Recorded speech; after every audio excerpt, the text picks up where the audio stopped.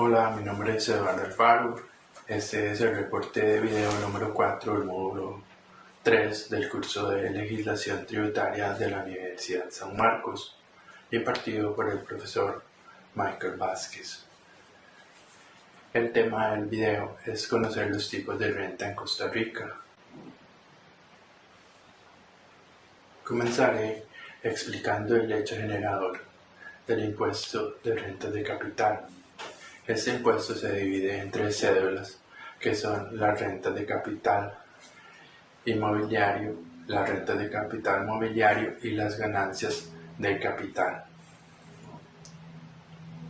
¿Cuándo se aplica este impuesto? En el caso de las rentas de capital inmobiliario se aplica cuando se poseen bienes inmuebles como por ejemplo edificios, casas, terrenos, y estos se alquilan generando una utilidad. Se le saca provecho al bien inmueble por medio de una renta. Entonces aplica el arrendamiento, el subarrendamiento de bienes en la concesión o cesión de uso de bienes inmuebles y en la facultad de uso de bienes inmuebles. En el caso de las rentas de capital inmobiliario, es decir, cuando se poseen bienes como vehículos, los cuales pueden ser automóviles, lanchas, motocicletas, y a esto se les saca provecho cuando se alquilan, generando ganancias. También cuando se hacen préstamos a terceros de fondos propios.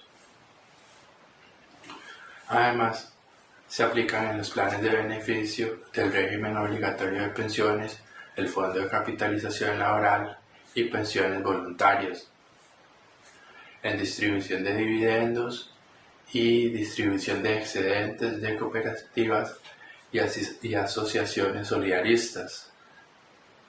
Otro caso donde se aplica este impuesto de renta de capital mobiliario es cuando se coloca un capital a una inversión, por ejemplo en un certificado de inversión a plazo en un banco, y este genera un interés o una ganancia. En este caso es un bien mobiliario intangible.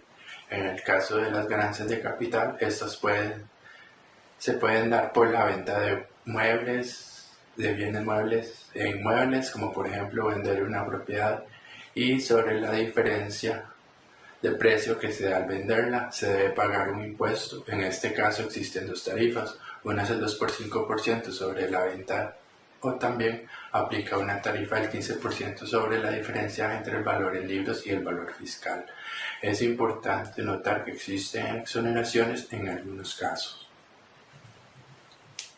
Ahora hablaré sobre el hecho generador del impuesto a las utilidades. Este impuesto se compone de dos elementos.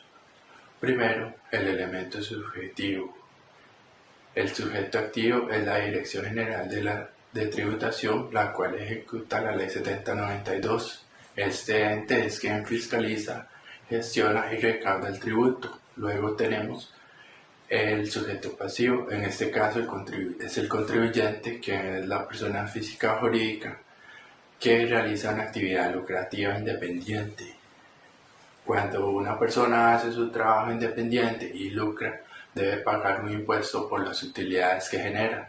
En cuanto al elemento objetivo, este se divide en dos aspectos, que serían el aspecto material, el cual grava todas las rentas producto de una actividad lucrativa que realiza una persona física o jurídica, lo cual va a producir un ingreso gravable.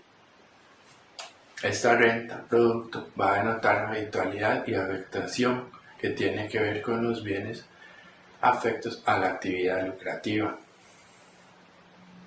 En este caso también es importante mencionar que este impuesto a las utilidades se declara en el formulario D101. Ahora voy a hablar del impuesto al salario. Este impuesto grava a los salarios y a las remuneraciones en relación a de subordinación. El impuesto aplica en salarios que sobrepasen los 840.000 colones mensuales. Se toman en cuenta las horas extras, comisiones, entre otros rubros. Para eso existe la tabla que se muestra arriba para calcular el impuesto al salario.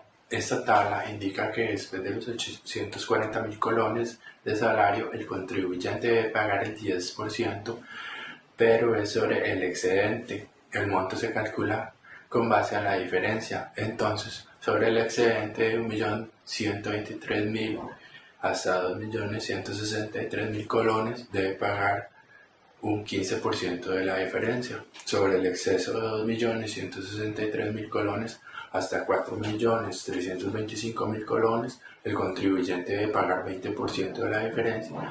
Y sobre el exceso de 4.325.000 colones, el contribuyente debe pagar el 25% de la diferencia. Este impuesto también grava las dietas, gratificaciones y participaciones de ejecutivos y miembros de sociedades. Además, se aplica a las jubilaciones y pensiones. A continuación pasaré a contestar las preguntas planteadas en la rúbrica. Primeramente, tenemos esta pregunta. Si vendo una propiedad que me heredaron por 30 millones de colones, ¿se paga algún impuesto? Indicar cuál. La respuesta es sí, yo tendría que pagar el impuesto por ganancias de capital por la venta de bienes inmuebles. Sin embargo, hay una excepción. Veamos. Para responder esta pregunta es importante tener en cuenta varias opciones y vamos a tener 3 escenarios. Primero, el escenario 1, que es en caso de que la propiedad haya sido heredada antes del 30 de junio del 2019, fecha en que entró en vigencia la nueva ley, yo, como vendedor de la propiedad, puedo optar por pagar el impuesto tomando en cuenta el 2.25% del valor total de la venta de la propiedad. Es decir, en este caso pagaría 675.000 colones, que es el 2.25% de los 30 millones de colones que vale la propiedad. También tengo la opción de pagar el 15% de la diferencia entre el precio en que lo voy a vender menos el valor fiscal de la propiedad. En este caso habría que ver cuál es el valor fiscal que tiene esa propiedad que quiero vender para obtener el monto del tributo que tendría que pagar, lo que constituye un derecho de opción de tributar a la menor de las alternativas. Luego tenemos el escenario 2, en el cual es que si yo heredé esa propiedad después del 30 de junio del 2019, solo voy a tener derecho a la opción de pagar el 15% de la diferencia entre el precio en que lo voy a vender menos el valor fiscal de la propiedad.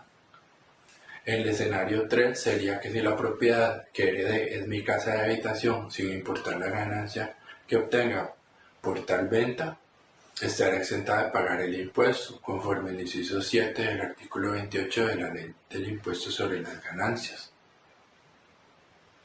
Ahora pasamos a la segunda pregunta, que es, si tengo un salario de 2 millones de colones, ¿cuánto tengo que pagar por el impuesto al salario? Para responder esta pregunta tenemos que hacer los siguientes cálculos. Tengo un salario neto de 2 millones de colones. Entonces, aplico las subcuentas de acuerdo a la tabla anterior. En este caso, tomo el monto de 1.123.000 colones menos los 840.000 colones. Esto me da un total de 283.000 colones. Esto lo multiplico por el 10% de acuerdo a la. Luego tomo el salario de 2 millones de colones y le resto el monto de 1.123.000 colones, lo cual me da 877.000 colones, y este monto lo multiplico por el 15% y esto me va a dar 131.550 colones.